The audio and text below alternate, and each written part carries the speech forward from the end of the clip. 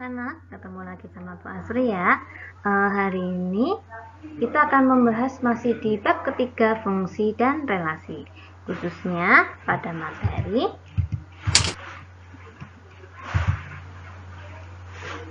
fungsi korespondensi 1-1. Nah, ini merupakan materi tambahan pada bab ketiga ya. Jadi ini sebenarnya hanya materi pengayaan, tapi wajib kalian harus bisa dan memahami. Apa sih itu fungsi korespondensi 1-1?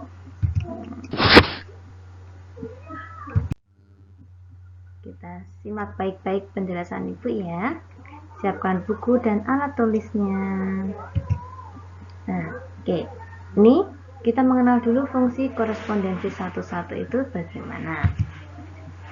Nah, di sini Bu Asri punya diagram panah. Oke. Diagram panah ini ada dua himpunan A dan B. Masing-masing punya 3 anggota. Himpunan A ada 3 anggota dan himpunan B juga ada 3 anggota. Terus kemudian perhatikan panahnya dan jumlah anggotanya ya. Kemudian Bu Asri juga punya lagi 2 himpunan ya. Nah, di sini dengan yang diagram panah yang kedua dengan jumlah anggotanya 2. Nah, suatu fungsi dikatakan sebagai fungsi korespondensi 1-1 itu bagaimana? Berbeda ya dengan fungsi seperti biasanya. Kalau fungsi biasa nanti kalian harus bisa membedakan relasi, fungsi, dan fungsi korespondensi 1-1. Nah, syarat fungsi korespondensi 1-1. Yang pertama, tadi sudah saya singgung sedikit ya, anak-anak. Kalian lihat dari jumlah anggota. Perhatikan sisi diagram panah sebelah kiri. Baik diagram panah yang pertama maupun diagram panah yang kedua. Namanya apa? Ya, namanya domain. Nah, daerah asal panahnya. Kemudian sisi sebelah kanan pada diagram panah bagian himpunan B. Namanya apa kemarin sudah? Ya, namanya kodomain. Bagaimana jumlah anggotanya? Kalau diagram panah yang pertama ya, itu anggotanya 3. Kemudian diagram panah yang kedua anggotanya juga 2 sama. Nah, berarti suatu fungsi korespondensi itu diagram panah, himpunan pasangan berurutan atau diagram kartesius dikatakan itu fungsi korespondensi. Karena apa? Yang pertama, jumlah anggota domain harus sama dengan jumlah anggota kodomain. Kalau jumlah anggotanya berbeda, itu pasti tidak bisa membentuk suatu fungsi korespondensi 1-1. Nah, kemudian perhatikan lagi. Perhatikan tanda panahnya, pasangan setiap anggotanya. Pada diagram panah yang pertama, A berpasangan dengan 1, hanya pada 1. B juga hanya pada 3. C juga hanya pada 2. Ada yang bolong atau tidak punya pasangan? Tidak ada. Ada yang bercabang? Juga tidak ada. Berarti fungsi syarat yang kedua yaitu setiap anggota domain memiliki tepat satu pasangan pada kodomain atau sebaliknya ya. Jadi setiap diagram panahnya itu harus anggotanya punyanya tepat satu pasangan. Jelas ya? Oke, kita lanjut. Nah, sekarang Bu Asri punya beberapa diagram panah nanti. Tentukan diagram panah yang berikut termasuk relasi, fungsi, atau korespondensi 1-1. Nah, yang pertama, perhatikan di sini. Dilihat dulu, langsung kamu lihat jumlah anggotanya. Nah, setelah dilihat dari jumlah anggotanya, sama tidak jumlahnya? Sama, ada anggota himpunan A 4, A, B, C, D. Anggota himpunan B juga 4, 1, 2, 3. Setelah itu lihat panahnya apakah setiap pasangan memiliki setiap anggota memiliki pasangan?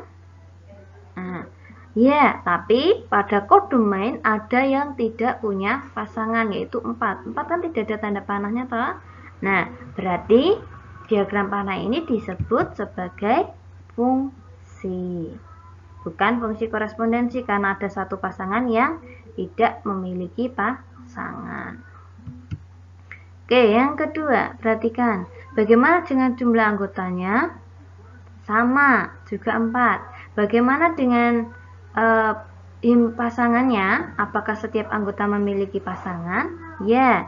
Nah, oke. Berarti terus kemudian dilihat apakah ada yang bercabang atau adakah yang tidak memiliki pasangan? Oh, ada yang bercabang, yaitu anggota himpunan dari A, D, yaitu punya 2 pasangan. Apakah ini relasi, fungsi atau fungsi korespondensi 1-1?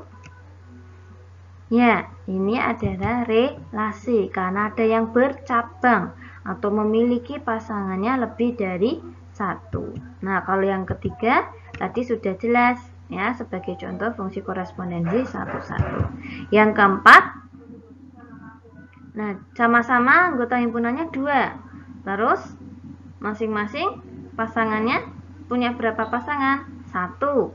Nah, berarti tidak ada yang bercabang, tidak ada yang tidak memiliki pasangan, berarti dia fungsi korespondensi 1-1. Yang kelima, nah diagram panahnya dilihat, oh anggotanya sama, juga masih sama 4. Kemudian bagaimana dengan pasangannya? Apakah ada yang bercabang atau ada yang tidak memiliki pasangan? Oh, ada yang bercabang pada himpunan A, yaitu anggota A memiliki lebih dari 1 pasangan. Berarti dia termasuk relasi. Jelas ya, bisa ya membedakan antara relasi, fungsi, atau korespondensi 1-1. Nah, next, perhatikan soal berikut. Diketahui himpunan A punya 1 anggota yaitu A. Himpunan B juga punya 1 anggota yaitu 1. Buatlah hubungan korespondensi 1-1 yang mungkin terjadi dari himpunan A ke himpunan B dengan diagram panah. Kita buat dulu himpunan A dengan anggotanya yaitu A. Himpunan B dengan anggotanya 1. Nah, terus bagaimana hubungannya? Biar bisa menjadi suatu fungsi, kita tarik hubungan A ke 1. Ya, begitu toh mencari hubungan. Nah, kemudian apa mungkin dapat dibuat hubungan yang lain? Bisa nggak selain A ke 1? Tidak bisa. Kenapa? Karena di B, ya, himpunan B hanya punya 1 anggota yaitu 1. Nah, nanti kalau mau dipasangkan A dengan mana? Nah, kan tidak ada. Nah, perhatikan. Berarti ada berapa banyak fungsi korespondensi 1-1 yang terjadi? Hanya ada 1 diagram panah fungsi korespondensi 1-1. Nah, coba sekarang perhatikan. Jika anggota A-nya 1, jumlah anggotanya 1, kemudian jumlah anggota B juga 1, berarti fungsi korespondensi yang mungkin terjadi juga berjumlah 1. Ingat-ingat, kalau anggotanya 1, berarti fungsi korespondensinya juga. Nah, perhatikan. Kemudian sekarang jika anggota kedua himpunannya adalah 2, kita buat himpunan A, anggotanya A dan B. Himpunan B 1 dan 2. Nah, kita pasangkan dulu A ke 1, B juga pasti ke 2. Ingat, kalau yang diminta adalah korespondensi, berarti masing-masing pasangan harus tepat 1. Tidak boleh bercabang, tidak boleh ada yang ganda pasangannya, tidak boleh ada yang tidak memiliki pasangan. Nah, selain itu, selain diagram panah tersebut, dapat dibuat hubungan yang lain. Bisakah A selain kepada 1? Ya. Nah, bagaimana hubungannya? Nah, kita buat dulu yang lain. Jadi kita buatnya tidak boleh dihapus, tidak boleh tumpuk-tumpuk ya, tapi buat diagram panahnya baru. Nah, oke, kemudian berarti selain A ke 1 juga A ke 2. Kemudian B ke 1. Kita tukar pasangannya. Nah, terus berarti bisa dibuat lagi enggak selain A ke 1 ya, selain A ke 1 dan A ke 2? Tidak. Lah kemana lagi? Adakah 3? Tidak ada. Nah, berarti fungsi korespondensinya ada berapa diagram panah? Ada 2. Ada 2 fungsi.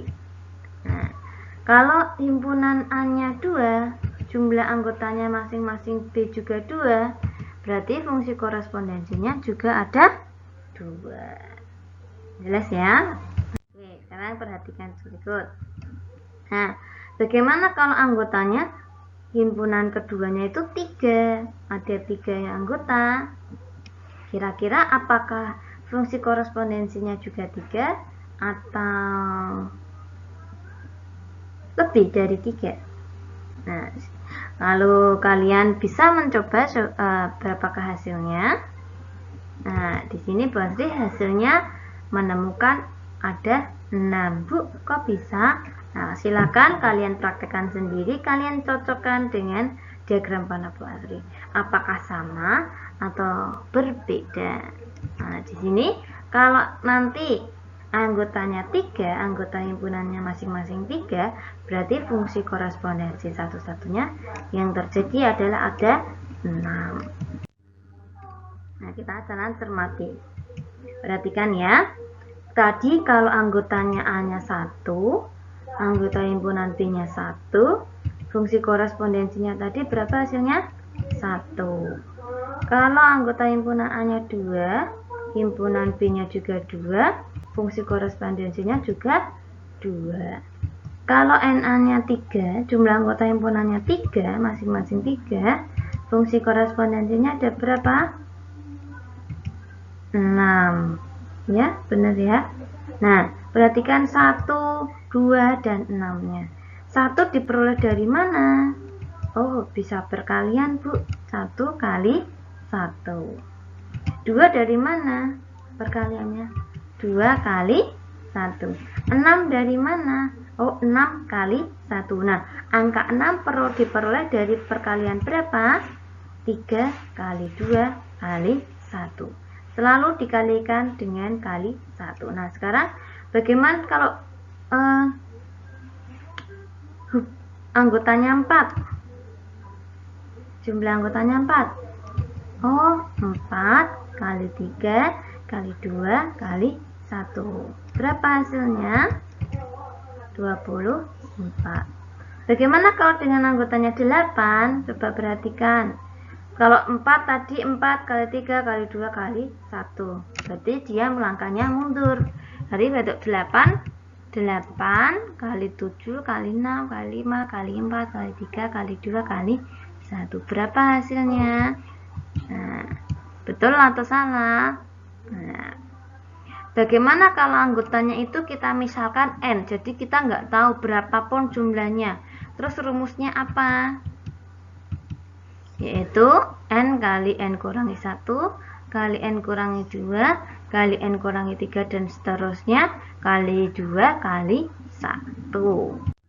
Nah, berarti kesimpulannya, jika anggota himpunan A sama dengan jumlah anggota himpunan B sama dengan N, maka banyaknya fungsi korespondensi satu-satu yang mungkin terjadi dari himpunan A ke himpunan B adalah N faktorial. Itu tanda seru dibaca faktorial. Itu nanti materi SMA.